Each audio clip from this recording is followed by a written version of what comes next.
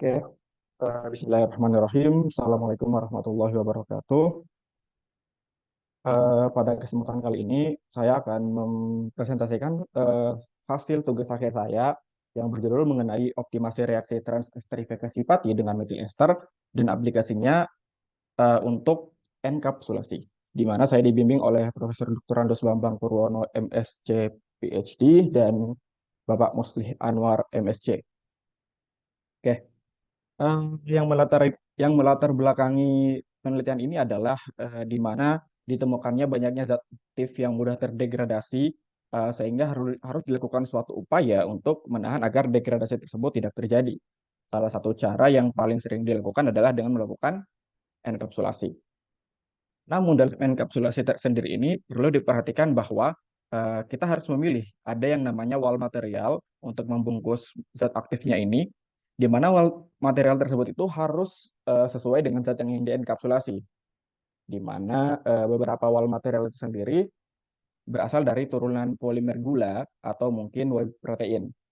Di sini ada beberapa hal yang harus diperhatikan untuk suatu wall material, terutama kalau misalnya enkapsulasinya itu akan kita lakukan menggunakan enkapsulasi zat-zat nonpolar, di mana kebanyakan dari enkapsulasi zat-zat nonpolar itu harus diawali dengan pembentukan emulsi antara zat aktif dengan wall material, sehingga secara tidak langsung suatu wall material harus memiliki sifat emulsifikasi, di mana itu ditandai dengan dia memiliki nilai HLB atau hydrophilic lipophilic balance di antara nilai 8 sampai 16 atau di sekitar range ini ya, untuk dapat membentuk oil in water emulsion. Nah, jika ingin menggunakan pati secara umum itu tidak dapat langsung digunakan. Makanya pada penelitian kali ini itu patinya itu yang awalnya mudah tergelatinasi dan tidak memiliki sifat emulsifikasi akan dimodifikasi dulu menjadi suatu pati ester, sehingga dapat memberikan sifat emulsifikasi pada pati yang nantinya dapat digunakan untuk material enkapsulasi. Menurut Zheng et al. 2015, jika kita memiliki gula ester dengan komposisi ester yang rendah atau tersubstitusinya itu cuma kurang dari 60%, maka dia akan memiliki nilai HLB yang berkisar antara 7 sampai 16. Berdasarkan teori ini, akhirnya pada penelitian ini akan dirancang suatu sintesis pati ester yang dengan dihasilkan pati ester yang memiliki derajat substitusi yang rendah, sehingga dapat menghasilkan suatu pati ester dengan nilai HLB dalam rentang nilai 7 sampai 6 ini, yang diharapkan dia memiliki sifat emulsifikasi yang baik. Untuk membentuk pati ester sendiri itu ada beberapa cara. Ada bisa menggunakan asetilasi atau mungkin suksinasi. Yang paling terkenal ada dengan menggunakan octanoyl succinate anhidrida atau OSA. Dan yang paling jarang digunakan karena reaktivitasnya kurang, namun akan kita pakai pada penelitian kali ini adalah dengan melakukan transesterifikasi, di mana transesterifikasi ini berbeda dengan dua reaksi yang di atas ini. Eh, Reaksi transesterifikasi cenderung memiliki kemampuan reaksi yang rendah sampai moderate, sehingga untuk menghasilkan fatty ester dengan derajat substitusi yang rendah sampai sedang, eh, pilihan menggunakan transesterifikasi itu adalah pilihan yang sangat baik. Jika kita menggunakan asetilasi, biasanya DS-nya itu akan tinggi, sementara kalau kita menggunakan esterifikasi biasa, menggunakan asam karboksilat itu biasanya akan rendah. Makanya pada penelitian kayak ini itu akan digunakan esterifikasi dengan metil ester. Untuk memperoleh variasi DS yang baik atau untuk sekiranya kita, agar kita dapat menentukan kira-kira kita ingin membentuk DS seberapa besar untuk memperoleh nilai HLB yang baik, makanya pada penelitian kali ini itu akan ditekankan pada optimasi atau modeling terhadap reaksi transesterifikasi ini, sehingga kita dapat memperkirakan kondisi reaksi optimum atau kondisi reaksi tertentu jika kita menghendaki pati ester dengan nilai DS yang tertentu pula, tergantung dari berapa yang kita inginkan. Nanti kita akan memprediksi nilai DS-nya menggunakan eh, hasil modeling tadi, juga kondisi reaksinya akan diperoleh lewat modeling tadi. Tujuan dari penelitian ini adalah yang pertama adalah melakukan sintesis fatty ester dengan metode transesterifikasi, kemudian melakukan optimasi atau modeling reaksi transesterifikasi fatty dengan metil ester, dan yang ketiga adalah melakukan uji enkapsulasi beta karoten menggunakan fatty ester sebagai wall materialnya. Pada penelitian ini ada tiga hipotesis, di mana hipotesis yang pertama adalah eh, kemudian suatu reaksi substitusi nukleofilik pada karbonil itu ditentukan dari reaktivitas senyawa karbonilnya. Dapat dilihat di sini ada beberapa penelitian bahwa Zhang et al. 2019 itu melakukan sintesis fatty ester dengan menggunakan asam karboksilat diperoleh DS di antara 0,1 sampai 0,08. Sementara di saat yang lain ada juga seseorang bernama Winkel et al. Dan dia melakukan reaksi esterifikasi pati-pati menggunakan asil halida dan anhidrida asam diperoleh DS sebesar 3. Sehingga diperoleh hipotesis pertama, jika urutan reaktivitas senyawa metil ester berada di antara asam karboksilat dan asil halida, seperti pada gambar di sini, maka diperkirakan nilai DS yang diperoleh adalah di antara DS dari si jika menggunakan karboksilik asid atau halida asam. Untuk hipotesis kedua, masih berdasarkan reaktivitas juga, bahwasalnya di sini adalah beberapa penelitian sebelumnya juga melakukan reaksi dengan kondisi tertentu, di mana untuk Zhang et al. Dia melakukan kondisi reaksi untuk mencapai waktu optimumnya adalah 20 jam sampai 24 jam. Sementara untuk Winkler dan kawan-kawan itu cukup membutuhkan waktu 2 jam untuk memperoleh kondisi optimum. Sehingga jika mengacu pada ukuran reaktivitas tadi, jika reaktivitas senyawa metil ester itu berada di antara asam karboksilat dan asil halida, maka harusnya kondisi optimum dari reaksi esterifikasi pati dengan metil ester itu akan optimum pada kondisi reaksi pada suhunya itu di rentang 100 sampai 120 derajat dan di antara waktu reaksi dari vinyl ester dan asam karboksilat itu sendiri atau 4 sampai 20 jam karena uh, reaktivitasnya itu uh, cukup sedang sampai ke bawah. Sementara itu untuk hipotesis ketiga, uh, Lin dan kawan-kawan melakukan uji retensi beta karoten yang telah dienkapsulasi dengan uh, octanoyl succinate anhydrida yang diesterifikasi kepada pati dengan variasi DS tertentu.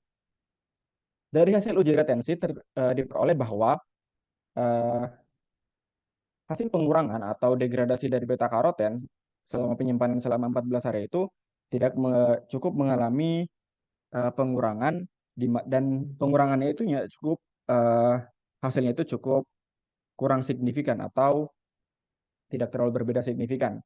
Sehingga dari dasar teori ini, hipotesis ketiga saya adalah jika dilakukan uji enkapsulasi beta karoten menggunakan fatty ester dengan DS yang berdekatan dengan kisaran DS di atas ini sekitar sini, maka diperkirakan emulsi antara fatty ester yang saya buat dan beta karoten itu dapat terbentuk. Selain itu, jika dilakukan variasi massa wall material, maka nilai retensi yang dihasilkan juga tidak akan berubah signifikan seperti yang diperoleh oleh hasil percobaan dari Lin dan kawan-kawan pada tahun 2024. Untuk metode penelitian sendiri ini terdiri dari beberapa tahap, mulai dari sintesis metil ester, kemudian optimasi reaksi, lalu diakhiri dengan karakterisasi dan uji enkapsulasi. Untuk optimasi reaksi sendiri itu akan digunakan 3 variabel berupa kelipatan mol ester, temperatur, dan waktu reaksi yang divariasikan menjadi 3 level berbeda yang kita beri kode sebagai -1, 0, dan +1. Sementara untuk variabel responnya itu akan digunakan rasio dari puncak OH terhadap puncak CO. Kemudian akan dilakukan analisis RSMBDD, kemudian akan diperoleh suatu persamaan yang menghubungkan antara variabel respon dengan variabel masukan yang telah disetel di awal. Untuk sintesis metil ester sendiri dilakukan dengan esterifikasi dengan katalis asam, di mana di sini digunakan 30 gram asam milistat ditambahkan dengan 2 ml H2SO4, kemudian pelarutnya adalah metanol 200 mili, direfleks selama 2 jam 60 derajat Celcius, lalu hasil reaksinya diekstraksi dengan 3 kali N-heksan dan 1 kali natrium bikarbonat, lalu pelarutnya itu akan diuapkan atau dipekapkan. Sementara untuk sintesis pati ester sendiri, di sini mula-mula untuk disintesisnya itu akan dilakukan aktivasi pati dengan pelarut DMSO pada suhu 85 derajat Celcius selama 2 jam. Kemudian menambahkan reagen metil ester dan katalis garam karbonat sesuai dengan waktu reaksi dan suhu reaksi sesuai urutan tabel optimasi yang telah dirancang sebelumnya dan akan ditunjukkan lagi setelah ini. Kemudian setelah direaksikan, produknya itu akan dienergikan menggunakan alkohol, lalu akan disaring dan dikeringkan. Untuk urutan percobaannya akan dilakukan eksperimen sebanyak 15 kali, di mana ini adalah standar untuk RSMBDD, di mana kita membutuhkan setidaknya paling sedikit 15 percobaan untuk 3 level dan 3 variabel. Kemudian akan dilakukan karakterisasi berupa analisis DS dengan volumetri, analisis NMR, analisis FTIR-ATR, juga beberapa analisis TGA, analisis reologi dengan reometer, kemudian ada juga analisis dengan SEM. Untuk uji enkapsulasinya tersendiri, itu akan dilakukan dengan cara variasi massa pati ester akan dilarutkan dalam H2O hingga memperoleh larutan wall material dengan persen massa yang berbeda-beda, di mana ini akan dipanaskan pada suhu 80 derajat Celcius dan sambil diaduk. Setelah didinginkan, akan ditambahkan uh, aktif materialnya atau material aktifnya yang sebelumnya telah dilarutkan dalam minyak biji bunga matahari sehingga diperoleh beta karoten 1000 ppm. Ini ditambahkan sebanyak 10 gram, kemudian dihomogenisasi menggunakan ultraturaks pada 2000 rpm selama 5 menit. Untuk uji ketahanannya, 6,5 gram sampel akan disinari dengan sinar UV selama 2 jam, kemudian akan dianalisis absorbansinya. Untuk analisis absorbansinya tersendiri itu adalah di mana 1 gram sampel ditambahkan dengan 1 mili DMSO, kemudian di vortex selama 2 menit, lalu ditambahkan N-heksan dan DCM untuk mengekstrak beta karotennya, lalu di vortex lagi selama 2 menit, kemudian sampel akan didiamkan dulu selama semalam, lalu keesokan paginya akan dipipet dan dianalisis menggunakan spektra UV vis. Untuk hasil dan pembahasan, mula-mula ada analisis reologi, di mana analisis reologi ini digunakan untuk mencari titik gelatinasi pada pati yang ditandai dengan daerah di mana terjadi perubahan viskositas yang drastis pada suhu 83,1 derajat Celcius, di mana penentuan titik gelatinasi ini adalah sekaligus untuk menentukan suhu aktivasi dari pati ester yang akan suhu aktivasi dari pati sebelum diesterifikasi. Kemudian analisis FTIR untuk sintesis metil esternya di sini menunjukkan bahwa benar metil esternya itu sudah terbentuk, ditandai dengan hilangnya puncak Brod pada daerah 3400 sampai 2400 cm min 1, yang itu merupakan ciri khas untuk asam karboksilat. Kemudian juga di sini terlihat bahwa menguatnya ikatan CO karbonil dengan ditandai dengan pergeseran ke bilangan gelombang yang lebih besar untuk senyawa metil mirisat atau metil esternya. Nah, untuk sintesis pati ester sendiri juga dikonfirmasi menggunakan FTIR bahwa reaksinya telah berjalan dengan sukses, bahwa di sini yang tadinya senyawa patinya mulai dimasuki oleh gugus asil, sehingga pada senyawa target muncul pada spektrum senyawa target muncul gugus puncak baru di daerah 1700 yang menandakan telah adanya gugus CO karbonil pada senyawa pati yang kita sintesis. Kemudian untuk hasil optimasi reaksinya sendiri menggunakan metode pendekatan RSMBDD, di mana seperti yang dijelaskan tadi bahwa untuk responnya itu digunakan rasio antara puncak CO dan puncak OH. Kemudian variabel masukannya adalah kelipatan mol ester, temperatur, dan waktu reaksi. Diperoleh persamaan regresi sebagai berikut, di mana pada intinya adalah setelah melakukan analisis RSMBDD, untuk memperoleh DS maksimum menggunakan software Minitab, akhirnya diperoleh eh, kondisi untuk memperoleh DS maksimum, di mana dibutuhkan kelipatan mol pada level 1, temperatur pada level 1, dan waktu reaksi pada level min 1. Atau kalau kita terjemahkan, itu akan diperoleh kelipatan mol esternya adalah 6 kali lipat, temperatur 120 derajat Celcius, dan waktu reaksi adalah selama 16 jam. Untuk analisis variabel yang ada pada persamaan regresi terlihat bahwa dari seluruh term atau seluruh variabel yang ada dalam persamaan regresi atau semua suku yang ada dalam persamaan regresi terlihat bahwa hanya temperatur yang memiliki signifikansi yang baik, di mana p-value-nya itu kurang dari 0,05. Artinya dari percobaan optimasi ini hanya pengaruh temperaturlah yang paling mempengaruhi atau paling signifikan dalam mempengaruhi nilai DS. Selain itu di sini ada grafik yang menunjukkan antara pengaruh berbagai variabel terhadap nilai DS dapat dilihat pada tayangan yang ada di layar. Nih.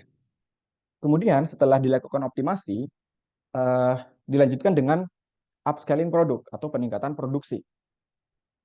Nah, secara tidak sengaja karena kesalahan settingan pada alat, akhirnya pada saat produksi yang harusnya diinginkan adalah temperatur 120 derajat, malah uh, di alat terbaca setelah diukur suhunya menggunakan temperatur cuma ada pada 110 derajat, di mana waktu reaksinya juga di keep pada 16 jam dan kelipatan mol esternya 4 kali lipat. Hal ini dikarenakan uh, kurang tersedianya metil ester yang dibuat, sehingga memaksa untuk pada saat melakukan upscaling, kelipatan mol esternya cukup ditahan pada 4 kali lipat. Hasil analisis derajat substitusi pada titrasi menggunakan titrasi volumetri diperoleh bahwa nilai DS yang diperoleh itu sebesar 0,065. Sebagai pembanding juga dilakukan analisis DS menggunakan data HNMR dengan membandingkan puncak atau peak dari hidrogen dari gugus astil dan dibandingkan dengan gugus luas puncak dari gugus yang ada pada glukopironosanya, itu diperoleh nilai DS-nya sebesar 0,072. Untuk spektra HNMR ini tersendiri seperti yang terlihat di layar bahwa ada 3 gugus OH yang ditandai dengan broad singlet yang masing-masing adalah untuk OH nomor 2, 3, dan 6. Jika gugus 6-nya ini tidak tersubstitusi, kemudian ada 4 jenis hidrogen pada gugus asilnya, yaitu adalah hidrogen pertama adalah yang paling memiliki shielding yang paling besar, itu ada di daerah 0,8 ppm, itu adalah hidrogen nomor 10, kemudian diikuti oleh hidrogen nomor 9 yang eh, integritasnya paling besar karena hidrogennya juga banyak, kemudian eh, hidrogen 7 dan 8 yang ditandai oleh puncak-puncak yang ada di sini. Untuk analisis TGA terlihat bahwa eh, terjadi penurunan ketahanan termal setelah dilakukan esterifikasi menggunakan patimiristat. Setelah diperoleh patimiristat dengan DS yang cukup rendah. Sebagai pembanding, jika misalnya dilakukan uh, atau disintesis pati ester dengan DS yang cukup tinggi, harusnya ketahanan termalnya itu akan lebih tinggi. Ini dikarenakan uh, adanya temperatur yang hari ini dikarenakan karena uh, temperatur yang harusnya untuk menghancurkan struktur dari granula pati itu harusnya eh, mengalami penurunan karena struktur granula patinya sudah hancur terlebih dahulu oleh proses gelatinasi sehingga tidak diperlukan suhu yang lebih tinggi untuk mendegradasi pati yang sudah tergelatinasi karena struktur granulanya sudah hancur. Secara tidak langsung di sini juga pada daerah sekitar 0 sampai 150 derajat Celcius dapat dilihat bahwa pada daerah ini merupakan daerah absorpsi air.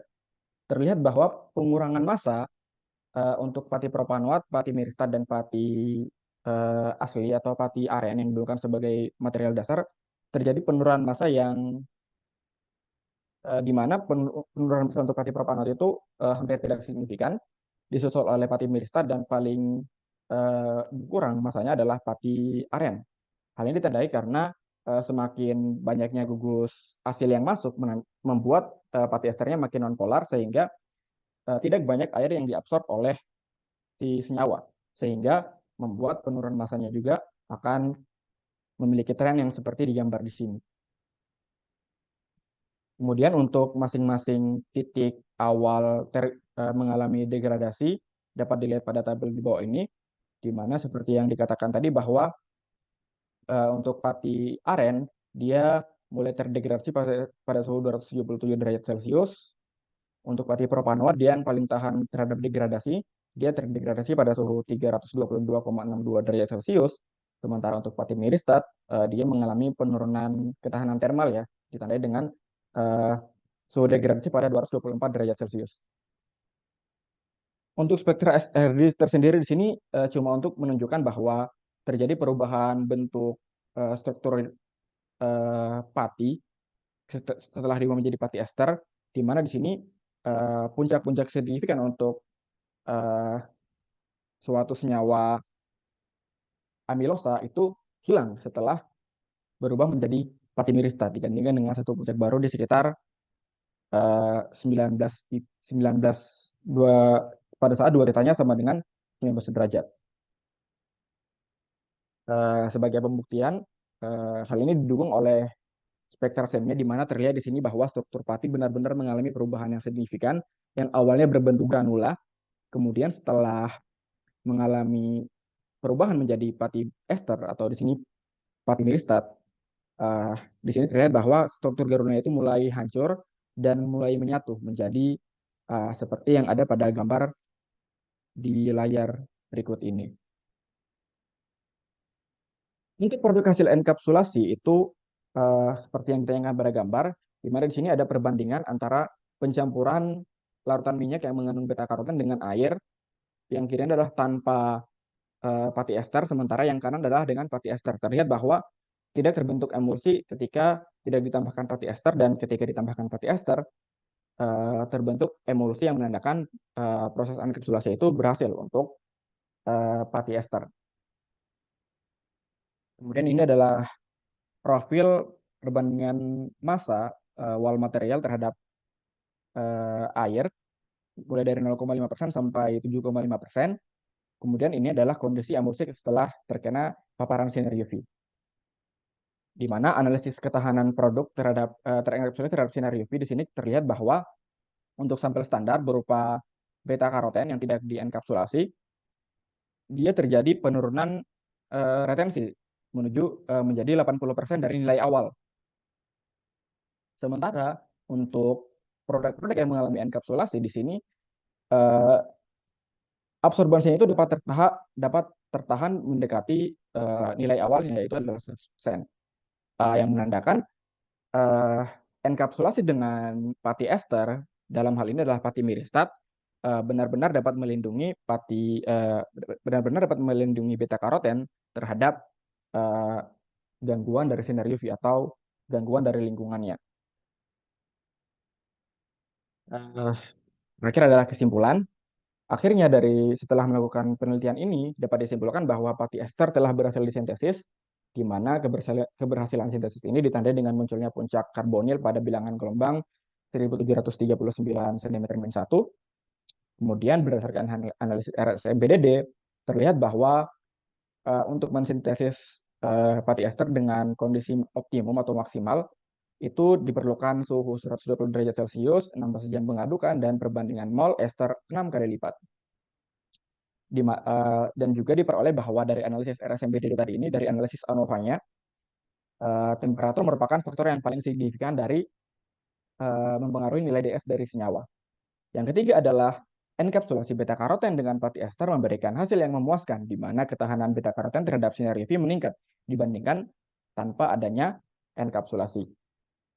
Sekian dari saya yang dapat saya sampaikan untuk hasil penelitian saya. Mohon maaf jika ada salah kata. Saya akhiri. Assalamualaikum warahmatullahi wabarakatuh.